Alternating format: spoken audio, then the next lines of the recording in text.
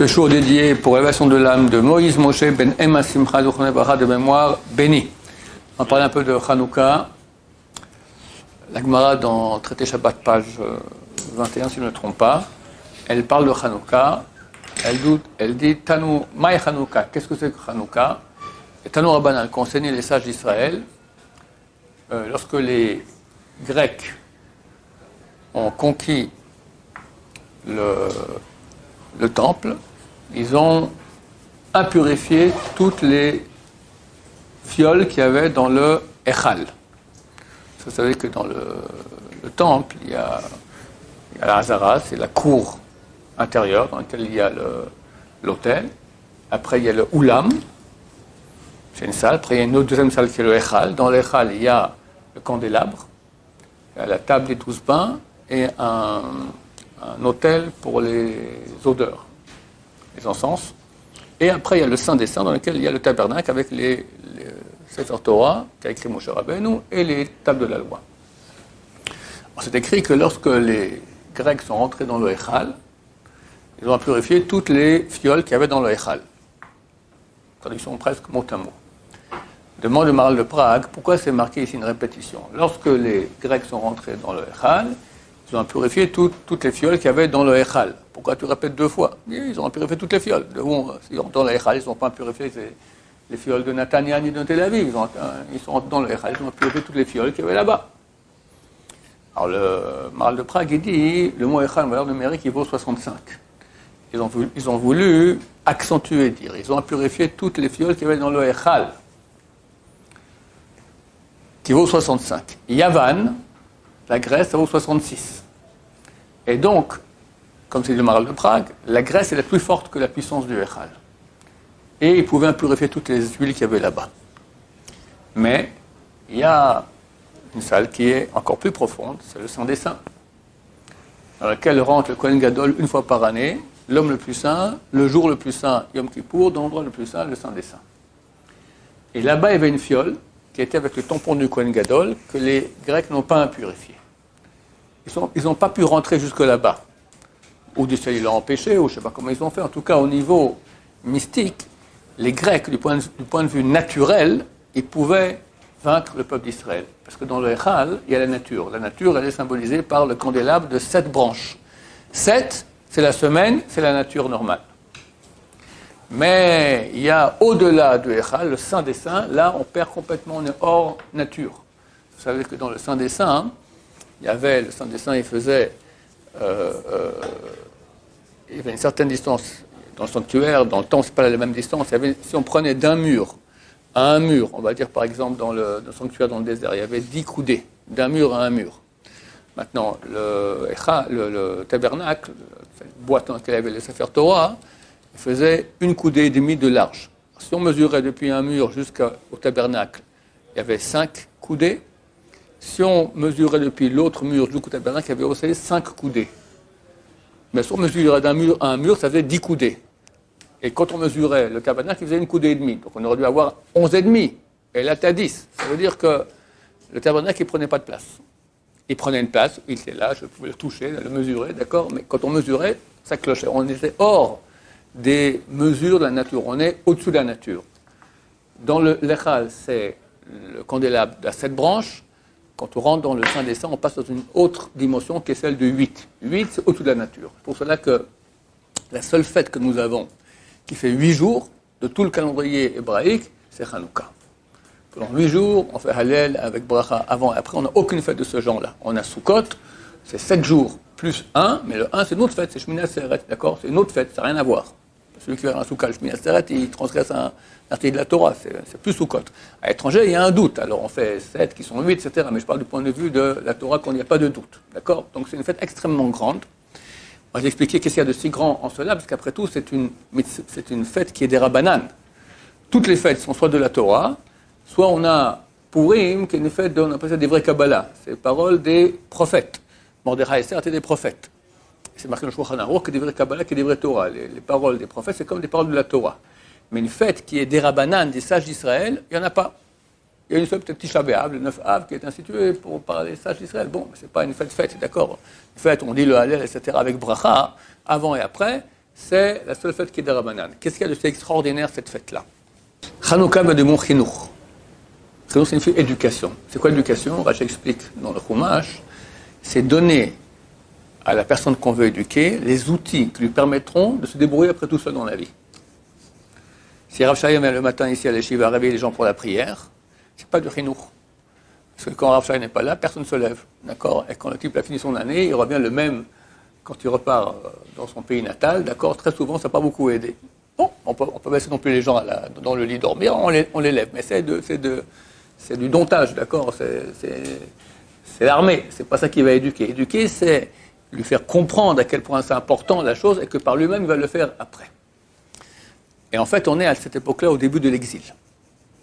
Hanouka, c'est vrai qu'on est peut-être 300 ans avant la destruction du temple, mais on est déjà face aux ennemis qui veulent la fin du peuple d'Israël. Pas une fin physique, une fin spirituelle. Les Grecs ne voulaient pas la fin physique du peuple juif. Et non, au contraire, faites de l'agriculture, faites de l'élevage de bétail, on mettra des impôts, on est très content que vous fructifiez et enrichissez. Ils ont voulu toucher l'âme du peuple d'Israël, interdiction de faire la Brit Mila, interdiction de la Torah, interdiction de faire le Shabbat, etc. Et en fait, à cette époque-là, a été Hanouka, le Chinuch, éducation, ont été mis en place les outils qui nous ont permis de faire face à 2000 ans d'exil. Comment le peuple d'Israël va-t-il survivre en tant que juif pendant 2000 ans d'exil alors que les peuples dans lesquels on ira feront tout pour qu'on cesse d'être juif? Il y aura les décrets physiques, qu'on cesse physiquement d'être juif. Il y aura beaucoup, très souvent, les décrets spirituels.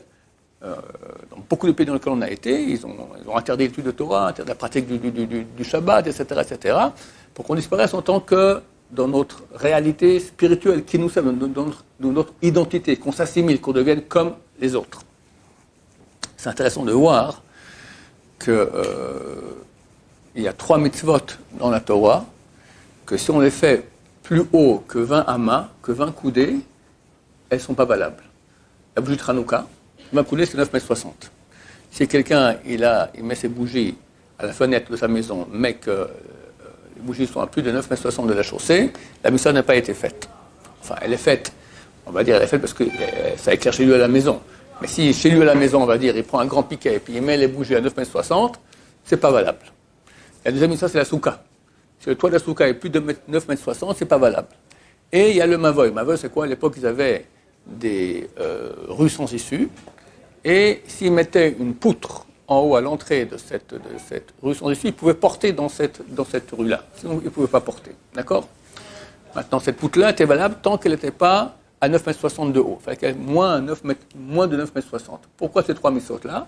C'est écrit dans les sages d'Israël, un langage un peu bizarre, c'est marqué, parce que plus haut que 9,60 m, en shlitat ha'ain. Il n'y a pas la maîtrise de l'œil. En bon français, on ne voit pas bien, c'est trop haut. On ne fait plus attention qu'on est sous le toit d'une souka, on fait attention au nez, on ne fait plus attention à la poutre du mavoy. Et pourquoi tu dis comme ça, la maîtrise de l'œil? En fait, il y a un grand secret qui est écrit là-dedans. L'œil, toujours quand on parle de l'œil, c'est Esav.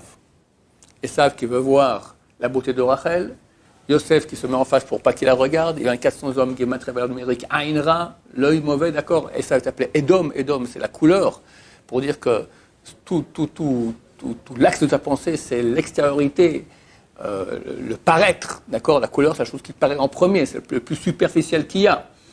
Et bien sûr, on mettra l'accent superficiel pour montrer le superficiel, aussi pour regarder le superficiel. Donc le regard, toute la culture du regard interdit, c'est en Occident, d'accord. Les films X, etc., tout Internet, la mode, elle n'est pas tunisienne ni pékinoise, d'accord. Elle est parisienne, d'accord. C'est pas pour rien. C'est tout dans le regard.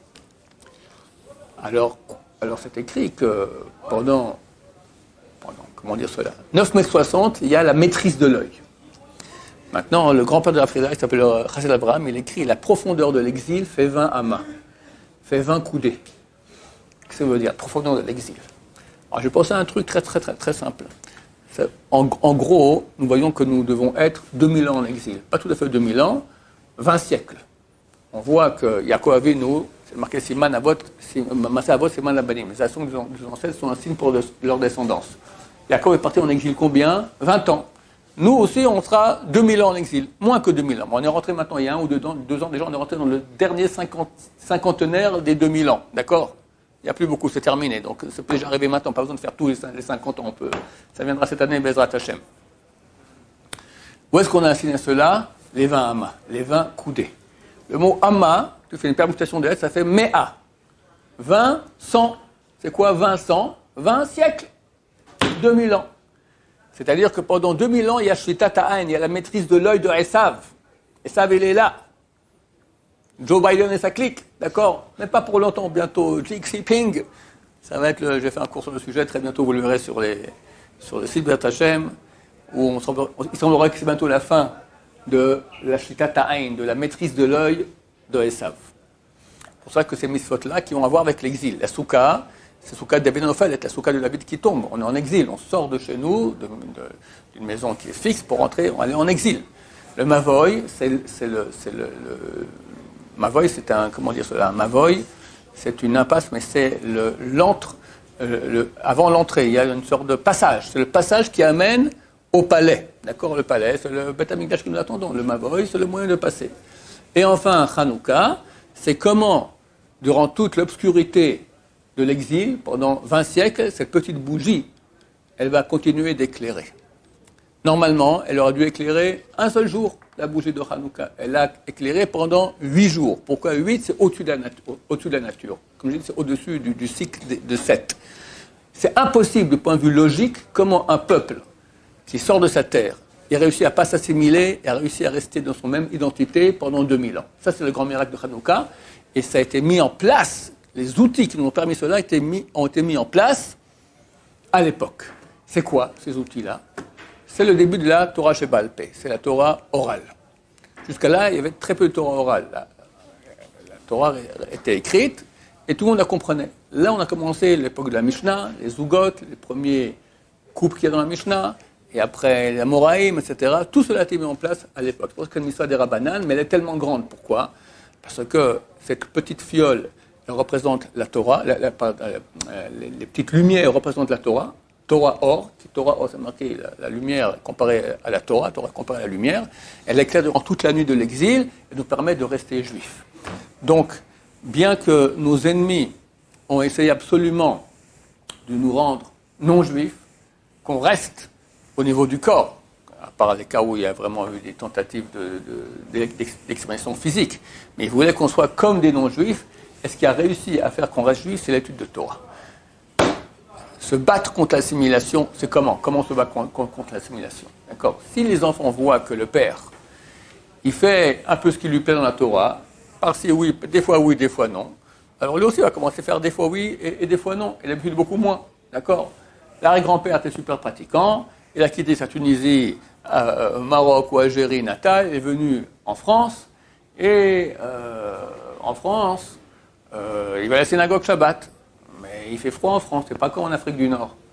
Alors, il est enrhumé. Mais un rhume, il y a 2 périodes dans le rhume. La deuxième, c'est déjà un peu, je m'excuse, vert dur, donc c'est supportable. Il faut de temps en temps se moucher. Mais au début, c'est les petites gouttes. Toutes les minutes, ping, t'as une goutte, d'accord? Terrible. Maintenant, il faut aller à la synagogue. Je portais un mouchoir dans la poche, c'est impossible. Qu'est-ce qu'on fait? Je vais pas à la synagogue. Comment tu vas à la synagogue? Et tes enfants, qu'est-ce qu'ils voient comme exemple? C'est ta Torah, Kaddish, Kedusha, bon, j'y vais. Mais sans le mouchoir, on ne peut pas porter un mouchoir dans la rue. Mais ça va pas, mon vieux. Mais tu vas pas aller... Comment tu vas faire? Tu vas t'essuyer dans la manche. Tu appelles la Torah. Ben, au voir, ping, sur le Sefer Torah, l'Archouma. Qu'est-ce que tu fais? Ben, je reste à la maison. Mais tu peux pas. Alors j'y vais sans mouchoir. Mais tu peux pas non plus. Je vais réfléchir, le type. Il se dit, bon, voyons voir. La Torah a été donnée par Moïse, dans un climat désertique sec, où il faisait chaud, pas de problème de mouchoir. Si Moïse était là, qu'est-ce qu'il m'aurait dit? Arrête de faire le crétin. Pour un mouchoir, tu te casses la tête. Vas-y, c'est pas si grave. Et l'arrière-grand-père a fait une entorse au règlement. Il porte un mouchoir dans la poche Shabbat pour aller à la synagogue. Bon. Et comme ça, il est souvent chronique, enrhumé. Il tient par la main son fils. Puis, erreur fatale, au milieu de la rue, il sort le mouchoir, se mouche. Le gosse voit, papa, un mouchoir dans la rue, Shabbat. Ah oui, mon fils, tu sais, Moïse, il fait toute la déballe. désert, il fait chaud, sec. Moi, ici en France, nos parents au Maroc, c'est pas la même chose, machin. Bon. Le gosse comprend que la Torah, c'est kadosh, mais des fois, quand on peut pas, on peut faire un petit entorse au règlement. Ok. Le fils, il va grandir. Il va commencer à faire une autre entorse au règlement. Qu'est-ce que j'en sais, moi? Il se dit, pourquoi aller à pied à la synagogue? Je vais aller en trottinette, à vélo, d'accord? Ou avec un parapluie, d'accord? Son fils, lui déjà, il va en voiture à la synagogue, d'accord? Et puis, quand il grandit, il fait kidouche à la maison, bien sûr. Puis après, avec chérie, remettez le son de la télévision. Et dans sa jeunesse aussi, il faisait le repas de Shabbat soir, puis après en boîte. Mais on ne mange pas de porc. Alors qu'est-ce qu'on garde? Kippour, Pessah, familial, Shabbat, on ne connaît plus du tout. Hanouka, on a mis les bougies de Hanouka. La DAF. Et à la maison, on mange de la viande cachère. Dehors, ça dépend. On essaie de manger un fish quand on va au McDonald's, mais pas toujours on réussit. D'accord? 4 générations plus tard, Christine. Gentille. Rachel, Léa, Sarah, elles sont dures. Christine, elle adore le judaïsme. Quand elle va à la synagogue, c'est tellement beau. Elle dit qu'elle ne peut pas suivre parce que ses copines à côté, Christine, Sarah, Léa et Rachel, elles papotent du Lachon Hara toute la journée. Elle, au moins, elle prend le sidou. À l'envers, c'est pas très bon encore comment on lit, mais au moins, elle fait un acte. Puis elle est blonde. Elle a des yeux bleus. Elle adore la DAF. D'ailleurs, elle a essayé. Elle fait la DAF mieux que la mère du garçon. Bon, au début, pas question de se marier avec elle, mais 1 an, 2 ans, 3 ans, 5 ans. Et un beau jour, papa, maman, j'ai une bonne nouvelle à vous annoncer. Quoi, mon fils? Ben, Christine. Quoi, Christine? Ben oui, Christine et moi, on va se marier. Mais quoi, papa? Quoi, c'est pas une guenon. Tu la connais. Elle est bien mieux que toutes les juifs que j'ai vus. Elle adore le judaïsme. Et puis il y a un rabbin, là on donne 2000 euros, il a converti, voilà, terminé. Que va dire le papa? Toi-même, tu es mahalel Shabbat, tu transgresses le Shabbat. Toi-même, tu fais ce qui te plaît. Alors pourquoi pas elle? Et ça y est, les enfants sont goy après. C'est exactement ça qui s'est passé à Hanouka. Les sages d'Israël l'ont mis en place. Tu veux maintenant rester juif jusqu'à la fin, pendant 20 siècles, tant qu'il y a Shitataïn, la maîtrise de Esav qui veut notre fin, nous assimiler, nous rendre goy, tu vas pratiquer la loi orale. C'est la fête de la loi orale. Pratiquer dans les moindres détails. Celui qui fait ça, il est garanti. Il sera aidé, ses enfants resteront juifs. Celui qui commence à faire du moitié-moitié, alors son fils fait du moitié-moitié, de la moitié ça fait du quart, l'autre fait plus que la moitié de 25%, du 12,5%, et après c'est Christine, Fatima ou je sais pas quoi. D'accord? Je sais pas aujourd'hui, là, on ne sait même plus qu'est-ce qu'on a. D'accord? C'est ça la fête de Hanouka. Que de nous aide à avoir une fête pleine de lumière. Comme je dis en passant, il semblerait que... On dit que des tzadikim m'ont dit que déjà à Hanouka, on va commencer à avoir des grands miracles. Sinon, après, on aura la période de Shovavim, 8 semaines de Grand Tikkun, et on espère que très bientôt on va vivre maintenant la fin de la Shlitat Ta'ain, de la maîtrise de l'œil mauvais sur Am Israël, qui veut la fin d'Israël, et spirituelle et physique, et que Baruch Hashem, on sera à la hauteur de recevoir la Géoula plein de lumière de notre Hashem. Amen, va Amen.